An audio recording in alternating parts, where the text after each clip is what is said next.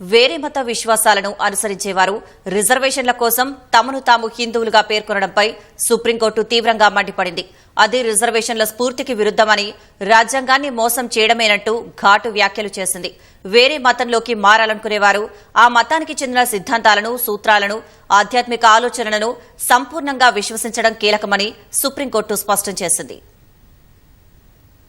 వేరే మత విశ్వాసాలను అనుసరిస్తూ కేవలం రిజర్వేషన్ల ప్రయోజనాలను పొందడానికే తమను తాము హిందువులుగా పేర్కొనడాన్ని సుప్రీంకోర్టు తప్పుపట్టింది. ఇది రాజ్యాంగాన్ని మోసం చేయడమేనని పేర్కొంది. క్రైస్తవ మతంలోకి మారిన ఓ మహిళకు షెడ్యూల్ కుల ధృవీకరణ పత్రాన్ని నిరాకరిస్తూ మద్రాస్ హైకోర్టు తీసుకున్న నిర్ణయాన్ని సుప్రీంకోర్టు సమర్థించింది.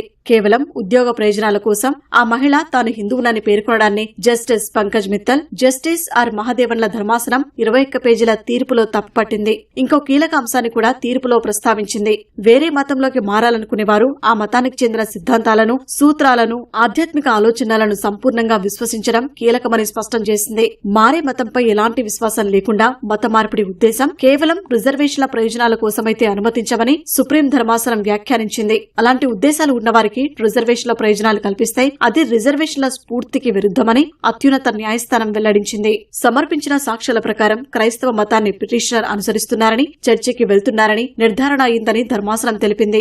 క్రైస్తవ మతాన్ని అనుసరిస్తున్నారని, ఆలయాలకు వెళ్తున్నట్లు పిటిషనర్ ప్రస్తావించారు. కానీ తిరిగి హిందూ మతంలోకి చేరినట్లు ఎక్కడా ఆధారాలు సమర్పించలేదని సుప్రీంకోర్టు తెలిపింది. స్థానిక యంత్రాంగం సమర్పించిన రికార్డుల ప్రకారం పిటిషనర్ క్రిస్టియన్ అని నిర్ధారణ అవుతుందని పేర్కొంది. అయినా ఆమె తాను హిందువునని, ఉద్యోగం కోసం ఎస్సీ సామాజిక ధ్రువపత్రం కోరుతున్నారని మండిపడింది. ఈ ద్వంద్వ వైఖరిని ఆమోదించలేమని స్పష్టం చేసింది. ఉద్యోగం కోసమే తాను హిందువునని చెబుతూ రిజర్వేషన్లు కోరుతున్న క్రిస్టియన్ పిటిషనర్ కు షెడ్యూల్ కుల ధృవీకరణ పత్రం ఇవ్వడం రిజర్వేషన్ల లక్ష్యాలను, సామాజిక విలువలకు విరుద్దమని వ్యాఖ్యానించింది. ఈ కేసులో పిటిషనర్ సెల్వరాణి హిందూ తండ్రికి, క్రిస్టియన్ తల్లికి జన్మించారు. 3 నెలల వయసులో బాప్టిజం పొందారు. 2015లో ప్రభుత్వ ఉద్యోగం కోసం తాను హిందువునని, తన తండ్రి ఎస్సీ వర్గానికి చెందిన వ్యక్తి అని పేర్కొంటూ ఎస్సీ ధ్రువపత్రం కోసం దరఖాస్తు చేశారు. దీనిపై విచారణ జరిపిన స్థానిక యంత్రాంగం ఆమె దరఖాస్తును తిరస్కరించింది. దీన్ని ఆమె మద్రాస్ హైకోర్టులో సవాల్ చేశారు. తీర్పు ప్రతికూలంగా రావడంతో సుప్రీంకోర్టును ఆశ్రయించారు.